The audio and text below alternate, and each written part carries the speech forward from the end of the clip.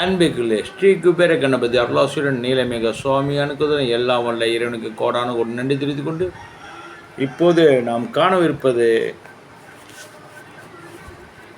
மீன ராசிக்கு ஆணி மாத பலன்கள். அவன் அருளாலே அவன் தாள் வணங்கி எல்லாம் வல்ல இறைவனுக்கு கோடான ஒரு நன்றி. மீனம் என்றாலே அனைத்து விதத்திலும் எந்த ஒரு சூழ்நிலையும் சமாளித்து கொண்டு செயல்படக்கூடியவர்கள். அனுபவ ரீதியாக சொல்கிறேன், பிரச்சனைகளை சந்திப்பதே வாழ்க்கை. அந்த பிரச்சனையை சந்தித்து இன்பத்தை அடைவதே மீனராசி. என்னடா இப்படி சொல்கிறான்னு நினைக்கிறீங்க? உண்மையாக அதுதான். வாழ்க வளமுடன். குருவோட ராசியில் பிறந்த நீங்கள் இயற்கையில் எந்த ஒரு பிரதிபலனையும் எதிர்பார்க்காமல் மற்றவர்களுக்கு உதவி செய்யக்கூடிய பண்பு கொண்டவர்களாக இருப்பீர்கள். உங்களுக்கு குடும்பத்தை பொறுத்தவரையிலும் வாக்கு தனம் ஆகிய ஸ்தானத்தில் சுக்கிரன் சஞ்சரிப்பதால் வருமானம் போதிய அளவுக்கு இருக்கும். பணப்பற்றாக்குறை ஏற்பட வாய்ப்பே இல்லை. ஏழரை சனி நீடிப்பதால் உடல்நிலையில் கவனம் வேண்டும். கூடிய விரைவில் வீண் அலைச்சலையும் கற்பனையான கவலையையும் குறைத்துக் கொள்ளுங்கள். அர்த்தாஷ்டமத்தில் குரு பகவான் சஞ்சரிப்பதால் கணவர் மனைவிடையே சிறு சிறு கருத்து வேற்றுமைகள் ஏற்படக்கூடும். முக்கிய பிரச்சனை ஒன்று வரவிருக்கும் சாத்தியங்கள் உள்ளது. திருமண சம்பந்தமான முயற்சிகள் பார்த்து வரன் அமைவது சிறிது காலதாமதம் ஆனாலும் நல்லதே நடக்கும். உத்தியோகஸ்தை பொறுத்தவரையிலும் பிரேஸ்தானத்தில் சனி ராகு கூட்டு சேர்க்கை ஏற்பட்டுள்ளதால் வேலை பார்க்கும் இடத்தில் உழைப்பும் பொறுப்புகளும் சக்திக்கு மீறியதாக இருக்கும். கொடுக்கும் கூலிக்கு வேலை வாங்குவதில் சனிக்கு நிகர் அவரே. புதிய வேலைக்கு முயற்சிக்கும் மீனராசி அன்பர்களே, நல்ல வேலை கிடைக்கும். நிபந்தனைகள் சற்று கடுமையாக இருக்கும். வெளிநாடுகளில் வேலை பார்த்து வரும் மீனராசிற்கு பணிச்சுமை கொஞ்சம் சக்திக்கு அதிகமாக இருக்கும். சிலருக்கு ப்ரொமோஷன் இடமாற்றம் வரதுக்கு வாய்ப்புகள் உள்ளது. தொழில் வியாபாரத்தை பொறுத்தவரைக்கும் சந்தையில் கடுமையான போட்டிகளை சமாளித்தே விற்பனையையும் லாபத்தையும் தக்க வைத்து கொள்ள முடியும். புதிய முதலீடுகளை தவிர்க்கவும். முன்பணம் இல்லாமல் கடனுக்கு சரக்குகளை அனுப்புவதை தவிர்த்தல் அவசியம் என்பதை கிரக சூழ்நிலை தெளிவாக காட்டுகின்றது. நிதி நிறுவனங்களில் சக கூட்டாளியின் ஒத்துழைப்பு கொஞ்சம் சிரமமாக இருக்கும், பார்த்து ஜாக்கிரதையாக இருந்துங்க. கலைத்துறையினருக்கு நிச்சயமாக கிடைக்கும் என்று எதிர்பார்த்த வாய்ப்புகள் கை நழுவி போகிறது வாய்ப்புகள் இருக்குது. வருமானம் குறையும், மருத்துவ செலவுகளும் அதிகரிக்கும். குடும்பத்தில் ஒற்றுமை பாதிக்கப்படும். பணப்பற்றாக்குறை சற்று கடுமையாகவே இருக்கும். ஏழரை சனிகளுக்கு கண்டிப்பாக ஏதாவது ஒரு விதத்தில் நல்லது நடக்கும். சனி பகவானை பிடிச்சிங்க, ஒன்றும் பிரச்சனை கிடையாது. அவர் நல்லது செய்வார். கடுமையான சோதனைகள் வந்தாலும் அதை எதிர்கொள்ளக்கூடிய சக்தியும் ஆற்றலையும் இறைவன் கொடுத்துருக்கார். அதனால் அதை பற்றி யோசனை பண்ணாதீங்க.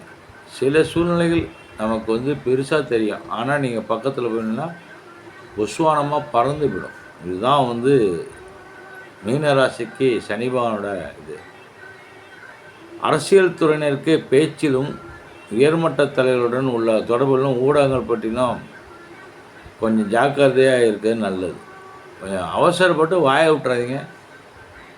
வாயை விட்டு பேசிக்கிட்டு ஏதாவது ஒன்றோட கொண்டு விட்டு ஒரு விஷயம்னால தமிழில் பொறுத்தவரைக்கும் ஒரு விஷயம்னால 9 அர்த்தங்கள் இருக்குது. அதனால் நண்பர்களே, நம்ம சொல்லுகின்ற சொல் எல்லாமே அனைத்தும் ஒவ்வொரு நிமிஷம் நிதானத்தை பேசுகிறது நல்லது. அப்படி ஒன்றுமே இல்லைன்னா இறைவன் ஒரு வார்த்தை கூப்பிடுங்க. இறைவனுங்கிற ஒரு வார்த்தைக்கு பல அர்த்தங்கள் உண்டு. அந்த இறைவன் எங்கே இருந்தாலும் நம்ம மனதிலேருந்து எல்லாருடைய மனதிலும் நிறைந்திருக்கக்கூடியவன். இறைவனை யாரும் சொல்ல முடியும். அப்படியே சொன்னாலும் அந்த இறைவன் பார்த்துக்குவான். எதாக இருந்தாலும் நீங்கள் இறைவன் மேலே பார்த்த போடுங்க, நல்லதே நடக்கும். மாணவ மாணவருக்கு கல்வித்துறைக்கு தொடர்புள்ள கிரகங்கள் கொஞ்சம் சரியில்லாமல் தான் இருக்குது. ஆனாலும் ஓரளவு இறைவன் அனுக்கிறதுனா சிறப்பாக இருக்கும். ஒன்றும் பிரச்சனை கிடையாது. அவன் அருளாலே அவன் தாள் வணங்கி பெண்மணிகளுக்கு உங்கள் ஆரோக்கியத்தில் முக்கியமாக கவனம் தேவை. பெண்களுக்கு அவசியம் ஆரோக்கியத்தில் கவனம் தேவை. அதிக உழைப்பு, குடும்ப கவலைகள், குழந்தையை பற்றிய சிந்தனைகள் ஆகியவை உடல்நிலையை மற்றும் மனநிலையும் பாதிக்கக்கூடும். எதையுமே நாம் சிந்திக்க ஆரம்பிச்சிட்டாலே நம்முடைய உடல் மனசு எல்லாமே கவலைகள்ங்கிறது, அதுக்கு பேர் கவலைகள். சிந்தனைன்னு இழுத்துட்டு போயிட்டாலே நம்மளால் ஒன்றுமே பண்ண முடியாது. இருந்தாலும் அந்த நேரத்தில் தான் இறைவனோட அனுக்கிரகம் அவசியம் தேவைப்படும். ஏன்னா இறைவன் மூலம் தியானத்தை செயல்படும் பொழுது நம்முடைய சிந்தனை எல்லாமே அவனோட ஒன்றி போயிடும். நாம் மற்ற கவலைகள் எல்லாம் மறந்துவிடும். அப்படியே இந்த கவலை மறுபடியும் நினைப்புக்கு வரும். ஆனால் அந்த நேரத்தில் சமாளிக்கக்கூடிய சக்தி எல்லாம் வல்ல இறைவன் கண்டிப்பாக அப்படியே லெவலாக கொடுத்துருவார். இதுதான் ஒரு ப்ளஸ் பாயிண்ட். மீன் எப்படி கடலில் நீந்தி, கடல்லையும் சனியில் தண்ணியும் நீந்தி எல்லாத்தையும் ஒரு இலக்கு அடையுதோ, அதை நீங்கள் உடனே தூண்டில் போட்டு பிடிக்கலான்னு பார்க்குறீங்க. அது எல்லாருக்கும் தான். நமக்கு எப்படி எம்மன் தூண்டில் போட்டு பிடிச்சி நம்மளை தூக்கிட்டு போகிறானோ, அதேமாரி மீனுக்குன்னு எம்மன் மனிதர்கள் தான். நமக்கு எம்ம பகவான் யாருன்னே கண்ணுக்கே தெரியாது. திடீர்னு போவோம், திடீர்னு வரும். எல்லாம் அவன் செயல் அப்படின்னு போயிட்டே இருக்க வேண்டியது தான். இன்று உங்களோட பேசியிருப்பேன், நாளைக்கு இருப்பானா இல்லைங்கிறது யாராலும் கேரண்டி கொடுக்க முடியாது. மூச்சு இருக்கும் வரை. அதேமாரி தான் மீனுக்கும் முயற்சி ஓடிக்கிட்டே இருக்கும். கடன்னு அது மாதிரிலாம் அது செயலில் ஓடிக்கிட்டே இருக்கும். அதுக்கு தேவை நமக்கு எப்படி காற்று தேவை மாதிரி அதுக்கு தண்ணி தேவை. தண்ணியை விட்டு வெளியில் வந்தோடனே அதால் ஒன்றும் செய்ய முடியாது. அதுமாரி நமக்கு காற்று இல்லாமல் ஒன்றுமே செய்ய முடியாது. காற்று இல்லைன்னா ஒன்றும் செய்ய முடியாது. அப்படியே கொஞ்சம் கொஞ்சமாக அடங்கி டபக்குன்னு படுத்த வேண்டியதாக முடிஞ்சு போச்சு கதை. அதேமாரி தான் மீனுக்கும். அதனால் மீனராசி அன்பர்களே, அவன் அருளாலே அவன் தாள் வணங்கி எல்லாம் உள்ள இறைவனை முடிந்தவரை தியானிங்கள். அதுக்காக 24 நாள் அப்படி பொழுது போகல. முடிஞ்ச நேரத்தில் அப்படியே தியானிச்சு வச்சுக்கலாம். அது போகிற போக்கு அது காமிக்கும் அவன் செயலாளர். மீனராசி பொறுத்தவரை கொஞ்சம் ஜாக்கிரதையாக இருக்க வேண்டியது நல்லது. நல்ல பொருளாதாரம் ரொம்ப சிறப்பாக இருக்குது.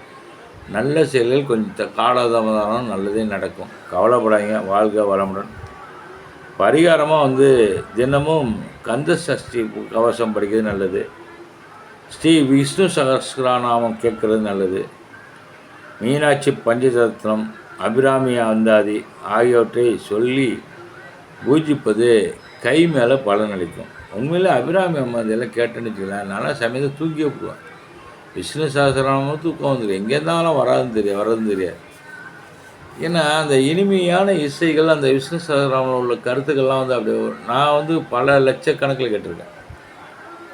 அபிராமி அந்தாதி நான் சில ஆயிரக்கணக்கில் கேட்டிருக்கேன். ஆனால் விஷ்ணு சகஸ்ரநாமம் நான் லட்சக்கணக்கில் கேட்டிருக்கேன். அதை நம்ம தன்னிலை மறந்துட்டாலே ஒரு மனுஷன் நல்லா ஆரோக்கியம், இறை சிந்தனை தானாக உருவாகும். தன் நிலையை மறக்கணும். அதுதான் தியானத்தில் நம்ம உட்காரும்போது, காலையில் தியானத்தில் உட்காரும்போது என்ன காரணம், நாம் நம்மளை விட்டு மனசு அங்கே இறைவன்கிட்ட போய்டும். அப்போ அவனுடைய செயல்கள் என்ன நடக்குதுன்னு நமக்கு தெரியாது. அப்போ உள்ளார்ந்த அன்பு வெளிப்பட்டு இறைவனோட பிரபஞ்ச இழுத்து நமக்கு நல்ல சக்தியை கொடுக்கும். இதுதான் வரம் கிடையாது.